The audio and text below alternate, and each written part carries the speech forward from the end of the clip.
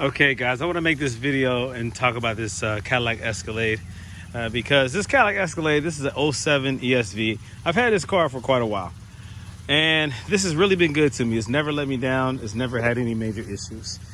It has high miles. These things go 300,000-400,000 miles if you take care of them. The top ends of the motors do sometimes have issues with the 6.2 liter, and it requires being rebuilt. You notice when you buy these things like a Yukon, Tahoe, Denali, Escalade, whatever has that 6.2, you will have that top end noise and you will have a misfire. It's related to, as someone explained to me, oil compression, oil consumption, engine compression at highway speeds is supposed to reduce in order to save with gas. That feature, whatever it's called, will oftentimes mess up, causing issues and misfires, and some people try to diagnose it as it just needs coil packs, or it just needs spark plugs, or it just needs fuel injectors. But typically, if you're buying one of these vehicles for cheap, there's an issue with the motor and it's only going to get worse. It's a loud, noticeable tick that doesn't go away, and it only gets worse over time. Now, this one right here has been rebuilt, and I think that feature that causes the common issue has been removed or deleted in order for it to run efficiently. So the motor on this car, on this SUV, is very solid. Okay, let's get past that. You see that it has a spare, and this is the factory spare that's tucked up underneath the rear of the vehicle. That's down here. It's tucked up underneath the vehicle right up here. See that thing that's hanging right there with the little spring at the end? That is supposed to retain the spare. Now, this right here is rusted and it's bent. These flare out. That side and this side is supposed to flare out and keep the wheel from dropping down or from letting loose and dropping on the road. You're supposed to insert, they have a tool, like a 3-piece rod set that you're supposed to attach with a handle. You remove this cover right here. There's a locking cap, so to speak, that you have to put the key in to remove, and you're able to put that rod through here and crank it, I think either clockwise or counterclockwise, in order to lower that spare. Okay, that's what it's supposed to do. You see the rust that's up under here. You see how rusted that is. The cable, all that mechanism up there is all rusted and non-working. So, while I was on vacation, I drove this truck all the way through Atlanta, all the way down to Vero Beach, Florida. No problem. And on the way back, while driving through Tennessee to come home, the last leg of the trip, I'm about 3.5 hours away from being home, it decides to catch a flat tire. It is dangerous driving 26-inch rims all the way to Vero Beach, Florida. I've done it several times. I've driven this truck everywhere with these 26-inch rims and tires. But that's dangerous because you don't have a lot of tire tread, and all it takes is anything in the road to blow it. And that's exactly what happened. So, unfortunately, I caught a flat on the side of the highway. Now, the rules are when you catch a flat on the side of the highway, try to get to an exit. Don't try to fix your car on the highway, because that's how some people get killed. People don't pay attention. Semis are flying past 90 miles per hour. And it's very unsafe, very unstable. Don't do it. So I had to, on a flat tire, drive all the way about 3.5 miles to an exit. Went to the nearest gas station.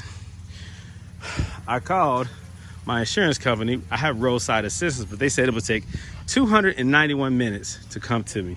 So I said, bump that. So I drove to the nearest gas station, and lo and behold, I'm not able to lower that tire, that spare, from up underneath. Yeah, that's right. While trying to crank it, it didn't turn. It is rusted and frozen. It will not release. Now, that is a common issue on a lot of these old GMCs, Chevys, Cadillac Escalades. I've even heard that even on some Toyotas and some other trucks, that's a common issue. I can't verify that right now, but someone told me that that is a common issue, that you can't release that spare, that whole tire release mechanism freezes up due to rust. It seizes up due to the rust and is non-operational.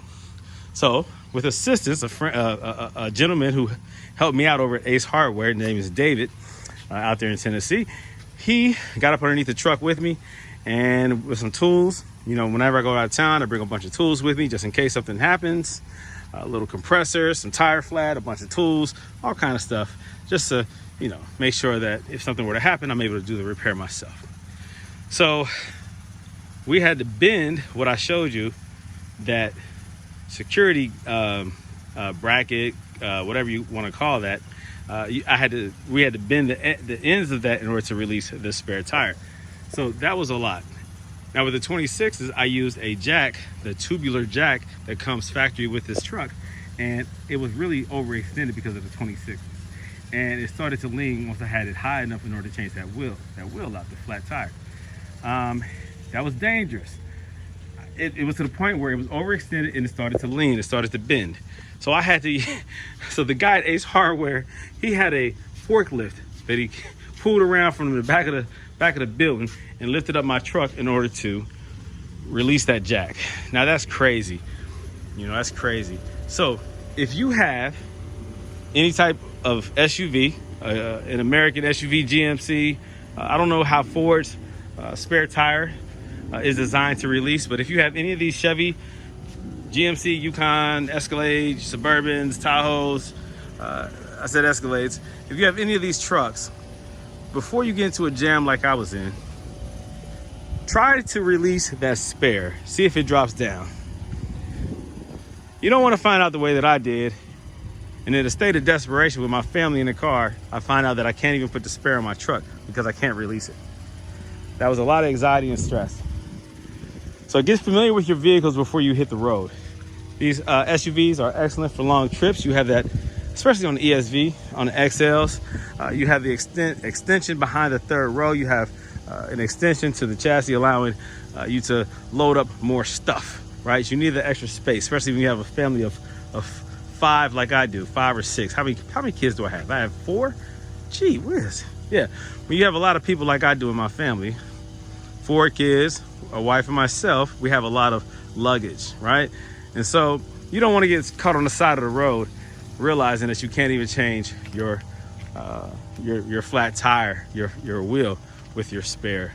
So just get to know your vehicle, check, put that together, try to lower it, see if it works, and if it doesn't, come up with a solution before you get stuck into a situation like I was in, where I needed additional assistance. Now, thankfully, this took place in the afternoon and not at night.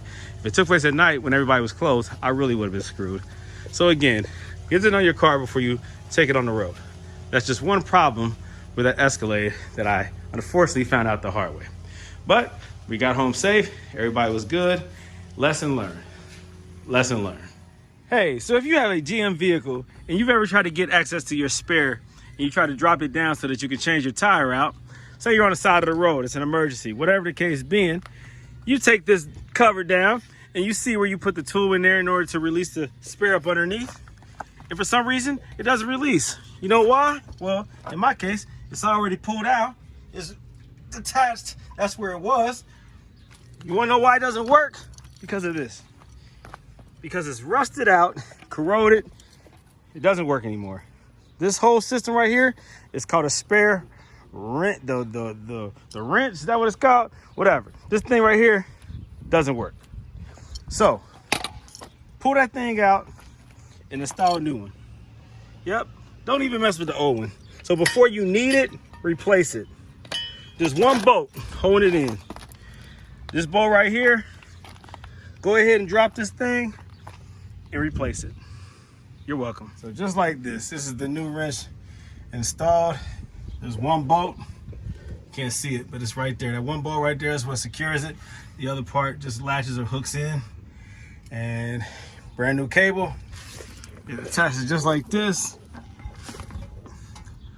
Raise this thing up, you crank it clockwise, and it raises it. Just like that. So that's what you need to do. If yours is rusty, it might not work. So just double check. Go ahead and just buy one of these. Costs less than 50 bucks. It's worth it. It's worth it.